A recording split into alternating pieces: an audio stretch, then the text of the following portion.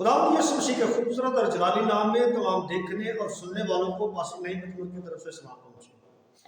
مسیح یسوع میں میرے عزیز بہنوں، بھائیوں، بزرگوں، بچوں، پچھلی ویڈیو میں ہم نے جہنم کا دوست تصور کیا ہے، جہنم کی آگ کہاں سے آئے گی، جہنم کیا ہے، اس پر بات کی تھی۔ آج ہم بائبل مقدس میں سزا کے لیے جو تشبیہی بیانات ہیں اس پر بات کریں گے۔ اس سے بیشتر کہ ہم بائبل مقدس میں تشبیہی بیانات جو سزا کے تعلق سے اس پر بات کریں۔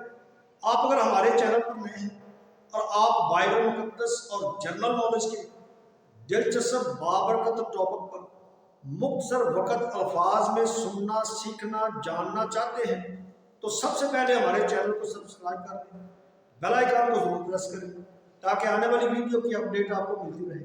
اور میرا ایمان ہے چینل کو سبسکرائب کرنا آپ کے لیے برکت کا، خوشی کا، علم میں ترقی کا اور سوچ میں تبدیلی کا باعث ہوگا۔ آئیں پھر بائبل مقدس میں سزا کے لیے تشبیہی بیانات کی مثالوں پر بات کرتے ہیں۔ اور یاد رہے خداوند یسوع مسیح نے سزا کو آگ کی بھٹی سے تشبیہ دی ہے۔ اس کے لیے واضح حوالہ متی 13واں باب اور اس کی آیت نمبر 41 اور آیت نمبر 42 ہے۔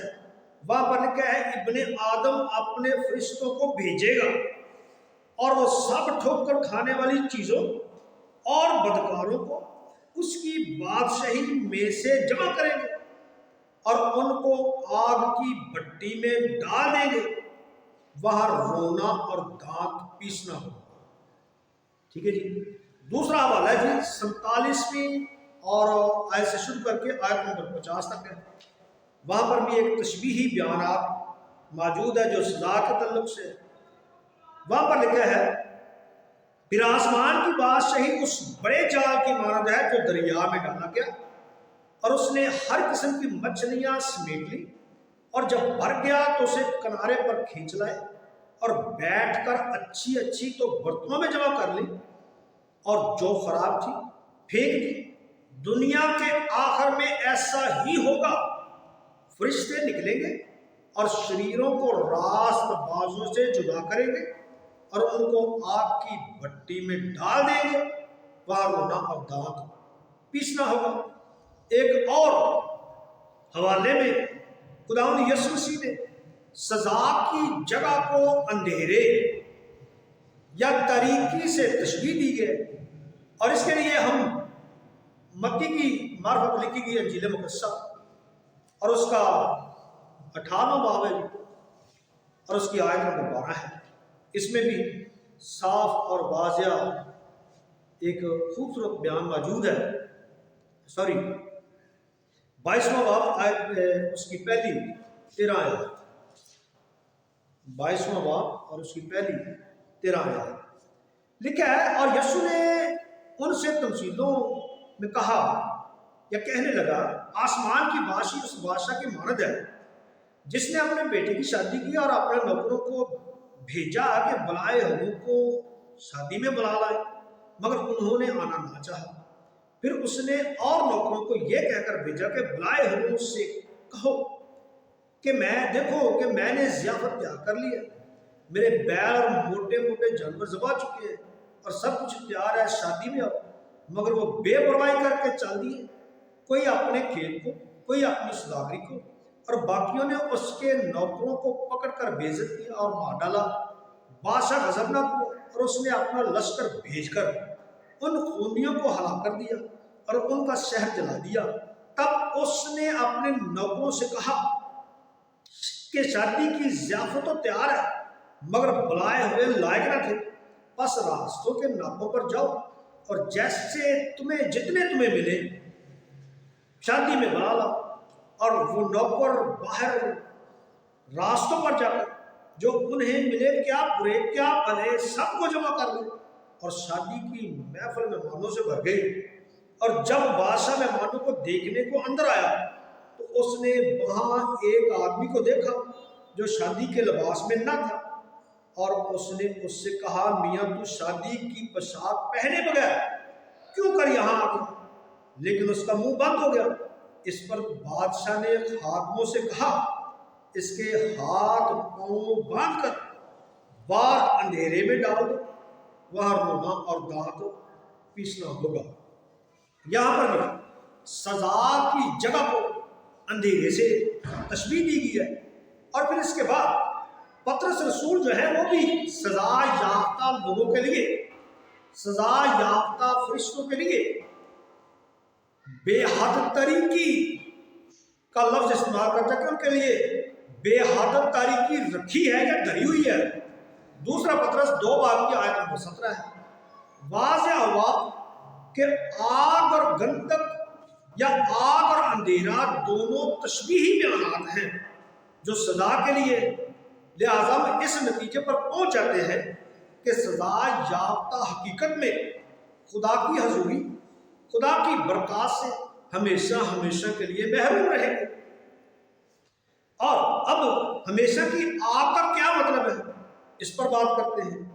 متی 25واں باب اور اس کی آیت نمبر 23 ہے، اس میں ایک بڑا خوبصورت اور واضح بیان پایا جاتا ہے۔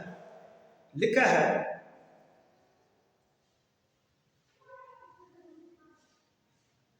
25واں باب آیت نمبر 25واں باب آیت نمبر 41 ہے۔ آیت نمبر 41 میں اس طرح لکھا ہے، پھر وہ بائیں طرف والوں سے کہے گا اے ملعونوں میرے سامنے سے اس ہمیشہ کی آگ میں چلے جاؤ جو ابلیس اور اس کے فرشتوں کے لیے تیار کی گئی ہے۔ اب ہم اس بات پر بخوبی غور کریں گے یا مختصر لفظوں میں بیان کریں گے کہ ہمیشہ کی آگ کا مطلب کیا ہے، ہمیشہ کی آگ کا واضح مطلب اور مفہوم کیا ہے۔ کیونکہ سوال پیدا ہوتا ہے یہ کیسے ثابت ہو سکتا ہے کہ جو لوگ ہمیشہ کی آگ میں ڈالے جائیں گے وہ ناقابل فنا زندگی کے مالک ہوں گے۔ ایک سوال یہ بھی پیدا ہوتا ہے کہ اگر شریر اس آگ میں اب تک نہ ہو تو اس آگ کو کون سی چیز اب تک جاتا رکھے گی۔ اور یاد رہے ہمیشہ کی آگ کا لفظ نتیجہ کے لیے استعمال ہوا ہے، اس کے تواتر کے لیے نہیں۔ ہمیشہ کی آگ ایسی آگ نہیں ہو سکتی جو ہمیشہ تک جلتی رہے، بلکہ اس کا حقیقی مطلب اور مفہوم ایسی آگ ہے جس کے نتائج ہمیشہ کے لیے ہو، ایسی آگ جس کے نتائج ہمیشہ رہتے ہیں، یا ایسی آگ جس کے نتائج ہمیشہ قائم رہتے ہیں۔ اور اس آگ میں جو لوگ ڈالے جائیں گے، جو چیزیں ڈالی جائیں گی وہ بس ہو جائیں گی۔ ہمیشہ کی آگ کا یہ مطلب ہے۔ اور اس آگ، اور وہ آگ جو ہے اس وقت تک جلتی رہے گی جب تک جلنے والی چیزیں جل کر راکھ نہیں ہو جاتی۔ اب ہم اس کی وضاحتی مثالوں پر بات کرتے ہیں۔ یہودا کا خط ہے، اس کا پہلا باب ہے اور اس کی آیت نمبر 7 ہے۔ وہاں پر ایک بڑا خوبصورت بیان ہے۔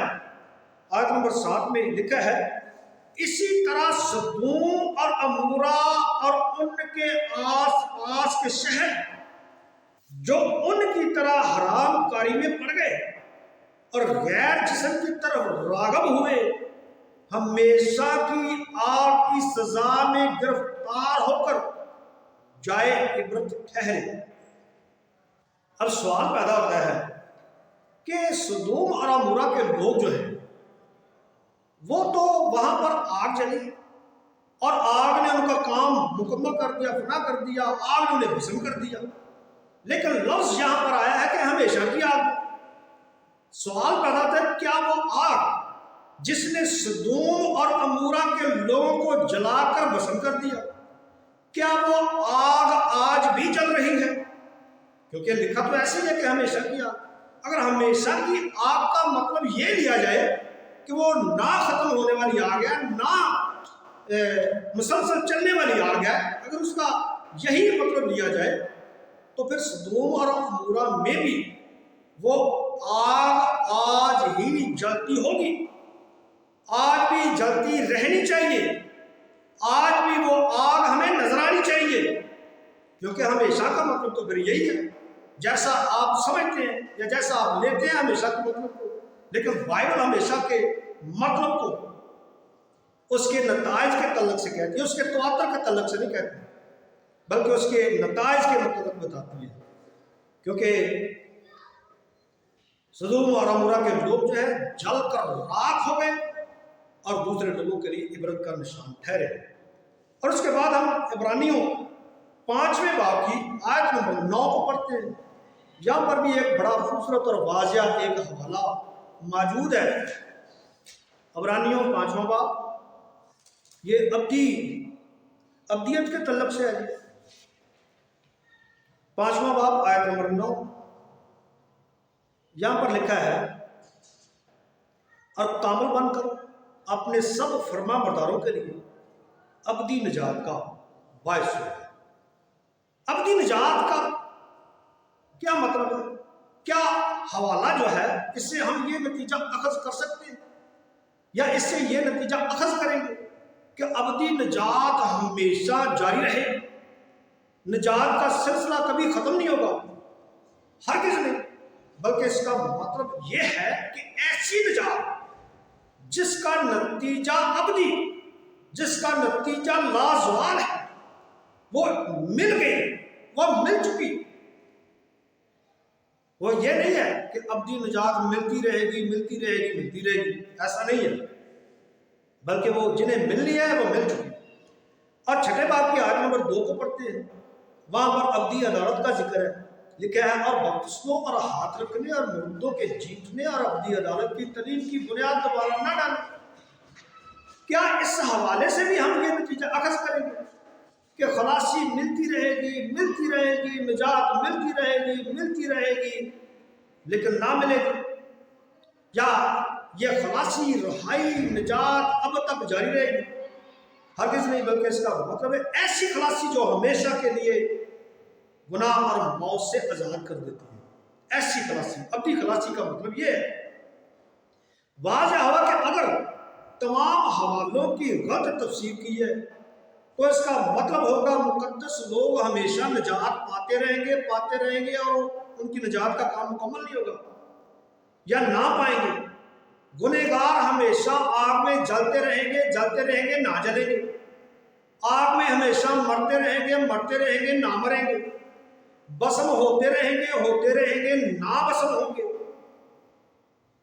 تو اب سوال پیدا ہوتا ہے، کیا محبت اور رحم سے بھرا ہوا خدا نہ ختم ہونے والے عذاب میں لوگوں کو، فرشتوں کو ڈالے گا؟ ہرگز نہیں۔ کیا موت کے بعد بھی سزا جاری رہتی ہے؟ ہرگز نہیں، بلکہ موت کے بعد سزا ختم ہو جاتی ہے۔ اگلی ویڈیو میں ہم آگ بجھتی نہیں، کیڑا مرتا نہیں، اس کا کیا مطلب ہے اس پر بات کریں گے۔ تب تک کے لیے آپ سے اجازت چاہیں گے۔ خدا آپ کو برکت دے، آمین۔